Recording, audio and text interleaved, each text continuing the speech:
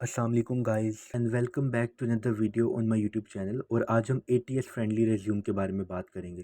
तो सबसे पहले ये चीज़ को समझते हैं कि एटीएस का मतलब क्या है। So basically ATS stand for application tracking system.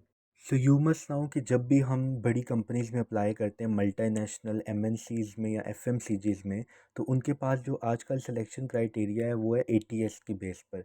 That means कि अब एक पोजीशन के लिए थाउजेंड्स ऑफ कैंडिडेट्स अप्लाई कर रहे होते हैं। तो एचआर तो बैठकर शॉर्ट लिस्ट नहीं कर सकता रेज्यूम, तो दैट्स वाई उन्होंने एक ऐसा सॉफ्टवेयर डेवलप किया है जो कि आपकी रेज्यूम को स्कोर देता है। और वो स्कोर किस बेसिस पे दिया जाता है? वो दिया जाता है, कुछ कीवर्ड्स होते हैं जिनकी बेसिस पर आपकी रेज्यूम को स्कोर दिया जाता है, और जिनकी रेज्यूम प्रिस्क्राइब स्कोर के अंदर फॉल करती है तो फिर उनको वो फर्दर शॉर्ट लिस्ट करते हैं।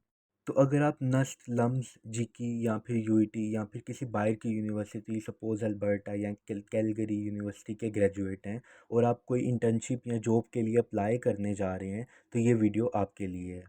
तो गाइस सबसे पहले तो मैं आपको अपना बता देता हूँ कि मैं वर्ल्ड की टॉप नॉच एमएनसी और एफएमसीजीज़ के इंटरव्यू क्रैक कर चुका हूँ। और वो इंटरव्यूज़ मैंने इसी रेज्यूम की बेस पे क्रैक किए हैं, और मैं वो रेज्यूम का पैटर्न आज आपसे शेयर करूँगा। सो स्टे ट्यून और वीडियो को फुल तक देखें। तो गाइस सबसे पहले तो एटीएस फ्रेंडली रेज्यूम बनाने के लिए मैं उसको तीन हिस्सों पार्ट्स में डिवाइड करता हूँ, जो कि जिसका सबसे पहला पार्ट है फॉर्मेट, सेकंड है कीवर्ड्स एंड थर्ड है इम्पैक्ट रेज्यूम का। और इन तीनों को बारी बारी हम डिटेल में डिस्कस करते हैं।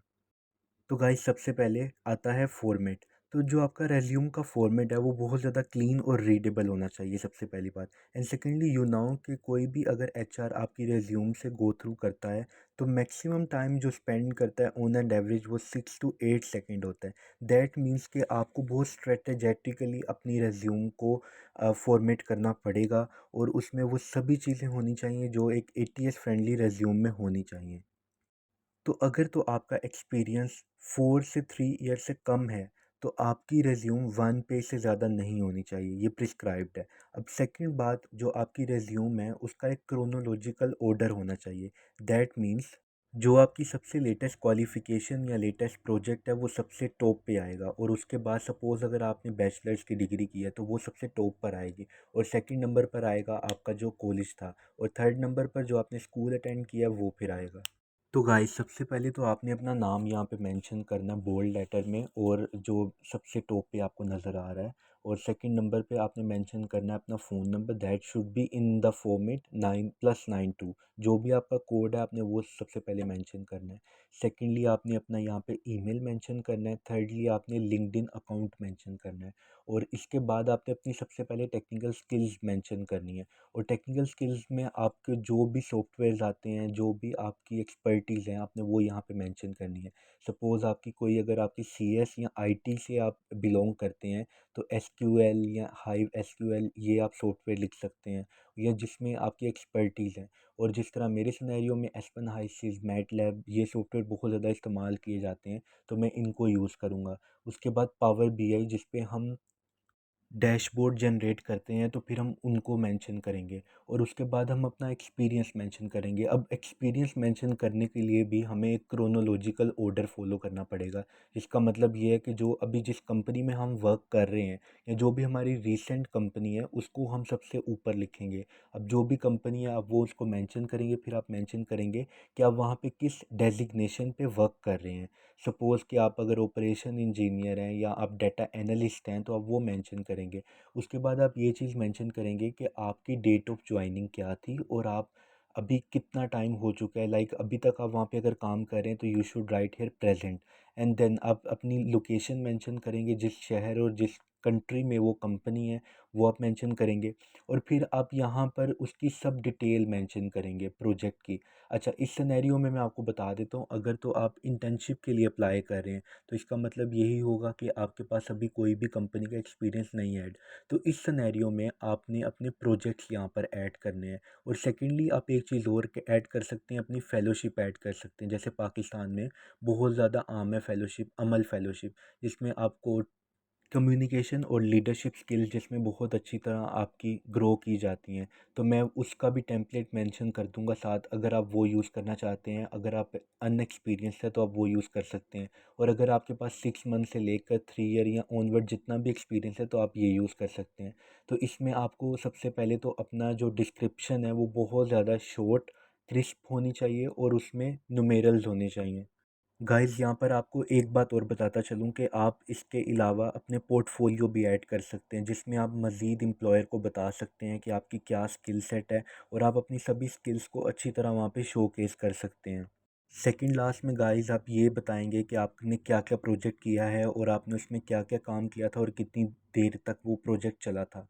और लास्टली आप अपनी एजुकेशन मेंशन करेंगे, जिसमें आप बताएंगे कि आपकी रीसेंट क्वालिफ़िकेशन क्या है, जिसमें आपकी बैचलर्स की डिग्री आ जाएगी, या अगर आप एफएससी हैं या फिर हाई स्कूल या कॉलेज हैं, उसके मुताबिक आप वो चूज़ करेंगे, और वहाँ पे ड्यूरेशन और साथ में अपना कंट्री चूज़ करेंगे।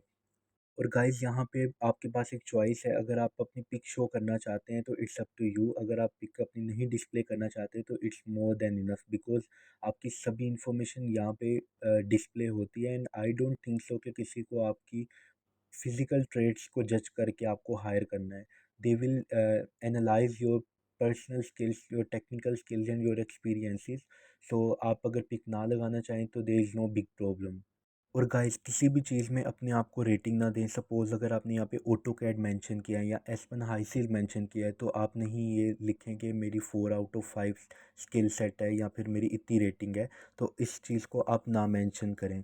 और सेकेंडली, जब आप अपनी रेज्यूम को बना लेंगे तो आप चैट जीपीटी से अपनी सारी ग्रामेटिकल एरर्स हैं उसको रिमूव कर सकते हैं। और इसके लिए मैं आपको एक टेम्पो शो करूँगा, जिसको आप प्रॉम्प्ट शो करूँगा, जिसको आप देखकर और ये आप मेंशन कर सकते हैं चैट जीपीटी में, और अपनी सारी कॉपी करके पेस्ट कर दें रेज्यूम को वहाँ पर, और आपके जितने भी एरर्स हैं वो रिमूव हो जाएंगे।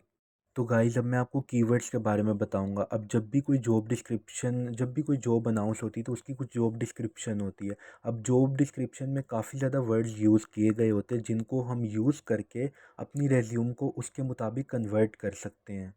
तो इसके भी अब 2 तरीके हैं हमारे पास। या तो दोबारा से हम चैट जीपीटी को इस्तेमाल कर सकते हैं, चैट जीपीटी पे सभी जॉब डिस्क्रिप्शन को हम कॉपी करके पेस्ट कर देंगे, और हम बताएंगे कि इस जॉब डिस्क्रिप्शन के मुताबिक हमें सूटेबल वर्ड्स वो बता दें, और वो हम अपनी रेज्यूम में मेंशन कर सकते हैं। और सेकेंडली, काफ़ी ज़्यादा सॉफ्टवेयर या वेबसाइट्स अवेलेबल हैं ऑनलाइन, जिनको हम फ्री में हैं और उनको यूज़ कर सकते हैं। जैसा कि एक वेबसाइट है फ्री वर्ल्ड क्लाउड जनरेटर, जिसका मैं लिंक भी मेंशन कर दूंगा, और आप वहां जाकर भी अपनी कीवर्ड्स फाइंड कर सकते हैं जॉब डिस्क्रिप्शन के लिहाज से।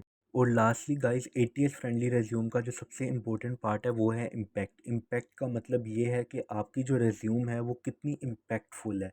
और कभी भी किसी चीज़ का अगर आपने इम्पैक्ट शो करना है तो आप उसका रिजल्ट ओरिएंटेड अपनी रेज्यूम को बनाते हैं। और रिजल्ट ओरिएंटेड रेज्यूम को बनाने के लिए आपको अगेन उसमें नुमेरल्स ऐड करने पड़ेंगे, यानी नंबर्स ऐड करने पड़ेंगे, और अपनी जितनी भी आपकी सक्सेस है उसको क्वांटिफाई करना पड़ेगा। दैट मीन्स, जिसकी मैं एग्जांपल आपको शो कर रहा हूँ यहाँ पे, सपोज़ कि अगर आपने किसी चीज़ पे वर्क किया है और कोई ड्रॉबैक था और आपने ड्रॉबैक को ख़त्म किया है, और फिर आपने एफिशिएंसी इंक्रीज़ की है, तो आपको वहाँ पे मेंशन करना पड़ेगा कि आपने कितने परसेंट एफिशिएंसी इंक्रीज़ की है। इससे आपकी ये क्वांटिफाई हो जाएगी जो आपने मेंशन किया होगा। Guys, lastly it's a request, please subscribe to my channel, और जो मैंने आपको रेज्यूम शो किया है वो उसका मैं लिंक अपलोड कर दूंगा डिस्क्रिप्शन में। And please like share the video. Thank you so much.